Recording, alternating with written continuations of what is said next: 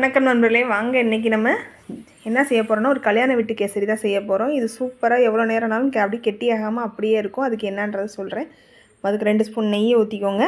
First வந்து முந்திரியும் திராட்சையும் நம்ம அதில் வந்து வறுத்து எடுத்துக்கலாம். இது வந்து சில டிப்ஸுகளோடு நம்ம செய்யும்போது கண்டிப்பாக கடைசி கெட்டியாகாது, நல்லா சாஃப்டாக அப்படியே இருக்கும். அதுக்கு வேணுங்கிற அளவுக்கு நீங்கள் முந்திரி திராட்சை போட்டுக்கோங்க. நான் வந்து 1 டம்ளர் தான் செய்ய போகிறேன். எங்கள் வீட்டில் எல்லாேருக்கும் பிடிக்குன்றனால நான் கொஞ்சம் அதிகமாக சேர்த்துருக்கேன். ரொம்ப இது ஈஸியாக செய்யலாம். எனக்கு ஒரு ஃப்ரெண்டு தான் அந்த டிப்ஸை சொல்லி கொடுத்தாங்க. நான் உங்களுக்கு சொல்கிறேன். அந்த முந்திரி திராட்சை எடுத்து வறுத்து வச்சுட்டு அதுக்கப்புறம் அதே நெய்யிலே வந்து நமக்கு வேணுங்கிற அளவுக்கு ரவை கொட்டிக்கோங்க. நான் 1 டம்ளர் ரவை எடுத்திருக்கேன். 1 டம்ளர் ரவைக்கு 2 2.5 தண்ணி நம்ம வைக்க வேண்டியிருக்கும். இப்போ வந்து ரவையை வந்து நல்லா வறுத்து எடுத்துக்கோங்க. இந்த ரவையை வந்து ரொம்ப பொறுமையாக வருங்க, சிம்மில் வச்சு வருங்க. அப்போ தான் அது நல்லா ஒன்றோட ஒன்று அந்த நெய் ஒட்டி தனித்தனியாக இருக்கிற மாதிரி வரும். இல்லைன்னா மாவு மாதிரி ஆயிரும். மாவு மாதிரி ஆகும்போது அந்த டேஸ்ட்டே நமக்கு மாறிடும். அதனால் நல்லா கொஞ்சம் வறுக்க டைம் தான் ஆகும். ரவையை வறுக்கிறதுல தான் இருக்குது. அதே மாதிரி இதுக்கு பாலோ அதெல்லாம் எதுவுமே தேவை கிடையாது. வெறும் தண்ணியே போதும். ரவையை மட்டும் பொறுமையாக ஒரு 10 நிமிஷம் கூட எடுத்து நீங்கள் வறுத்து பாருங்கள். சூப்பராக இருக்கும் இந்த கேசரி. எனக்கு வந்து என் ஃப்ரெண்டு ஒருத்தவங்க இந்த டிப்ஸ் எனக்கு சொல்லி கொடுத்தாங்க. நானும் பல தடவை செஞ்சுருக்கேன். ஆனால் சில ரவையோட பிராண்டுகளும் இருக்குது. நான் வந்து இந்த நாகா ரவை தான் எடுத்திருக்கேன். உங்களுக்கு எந்த ரவை வேணுங்கிறத பார்த்து நீங்கள் எடுத்துக்கோங்க. திடீர்னு நமக்கு கேமரா பிடிக்க ஆள் வந்ததுனால அவர்கிட்ட கொடுத்ததுனால இந்த போஸ் வந்திருக்கு. ஆனால் கிண்டிக்கிட்டே இருக்கணும். நான் ஸ்லோவில் வச்சு தான் கிண்டியிருக்கேன். இப்போ வந்து நம்ம ரவையை எடுத்து தனியாக வச்சுட்டு 2.5 டம்ளர் தண்ணி ஊற்றிக்கலாம். நான் 2.5 டம்ளர் தண்ணி ஊற்றிருக்கேன்.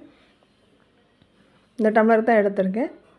இதே 1 டம்ளர் எடுத்தோம் அப்படின்னா அதே அளவுலேயே நீங்கள் எல்லாமே அளந்துக்கோங்க. அளவு சரியாக இருக்கும். இந்த தண்ணி கொதிக்கும் போதே நமக்கு வேணும்னா கலர் போட்டுக்கோங்க, இல்லைனா வேண்டாம். நான் குங்குமப்பூ இருந்தால் நீங்கள் குங்குமப்பூ கலரோட நிப்பாட்டிக்கலாம். நான் வந்து லைட்டாக கேசரி கலர் போட்டிருக்கேன். லைட்டாக தான் போட்டிருக்கேன், ரொம்ப போடலை. இப்போ பார்த்திங்கன்னா தண்ணி கொதிக்கட்டும். கொதித்தோடனே நம்ம எடுத்து வச்சுருக்க ரவையை கொட்டி ஒரு கையில் கொட்டணும், ஒரு கையில் அப்படியே கிண்டிக்கிட்டே இருக்கணும். இந்த கலர் மட்டும் எல்லா இடத்துலையும் ஒன்று போல் படுற மாதிரி பட்டுருங்க. ரவையை போட்டு கலர் போட்டோம்னா அது சேர்ந்து பிடிக்க கஷ்டமாக இருக்கும். இந்த மாதிரி போடுங்க, ஈஸியாக இருக்கும்.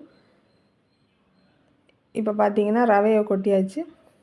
சிம்மில் வச்சு கொட்டிட்டு அதுக்கப்புறம் நீங்கள் ஹையில் வச்சு கிண்டும்போது கரெக்டாக வந்துடும். கட்டியே தட்டாது. நம்ம ரவை ஏற்கனவே நல்லா வறுத்துட்டோமா, அதனால் இதில் வந்து கட்டி தட்டுறது சான்ஸே கிடையாது.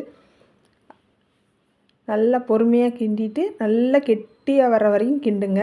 அப்போ தான் அந்த ரவை நல்லா முங்கி வேகும், தண்ணியை பூரா இழுத்துரும். நீங்கள் 2.5 டம்ளர் தண்ணி கூட வச்சுக்கலாம். அதுவுமே நல்லா சாஃப்டாக தான் இருக்கும். இப்போ பார்த்திங்கன்னா நல்லா தண்ணியெல்லாம் இழுத்துருச்சு. நல்லா தண்ணியெல்லாம் இழுத்து அது பிரட்டி வர ஸ்டேஜுக்கு வரும்போது நம்ம சுகர் சேர்த்துக்கலாம். இதுக்கு வந்து சுகர் மட்டும்தாங்க நல்லாயிருக்கு. வேறு நாட்டு சர்க்கரை எது சேர்த்தாலும் அந்த டேஸ்ட்டு வந்து நல்லா இல்லை.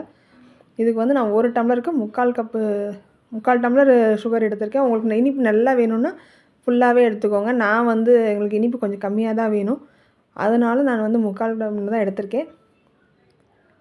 இன்றைக்கி எல்லோரும் வீட்டில் இருந்ததுனால ஒரு ஸ்வீட் ஆடி வெள்ளிக்காக இன்றைக்கி ஸ்வீட் ஒன்று செஞ்சாச்சு. பால் பாயசம், சக்கரை பொங்கல்லாம் செஞ்சாச்சு. அதனால் இன்றைக்கி வந்து கேசரி. இப்போ வந்து பார்த்திங்கன்னா நல்லா கெட்டியாக வந்துடுச்சு. இந்த ஸ்டேஜில் வந்து என்னென்னா எண்ணெய் வாசனையே இல்லாத ரீஃபண்ட் ஆயில் சேர்த்துக்கிட்டோம் அப்படின்னா அது வந்து கட்டி தட்டாது. இது வந்து இந்த கல்யாண வீடுகளெல்லாம் வைக்கிற கேசரி வந்து அப்படி மினுன்னு இருக்கிற மாதிரி இருக்கும். அதுக்கு இதுதான் டிப்ஸு.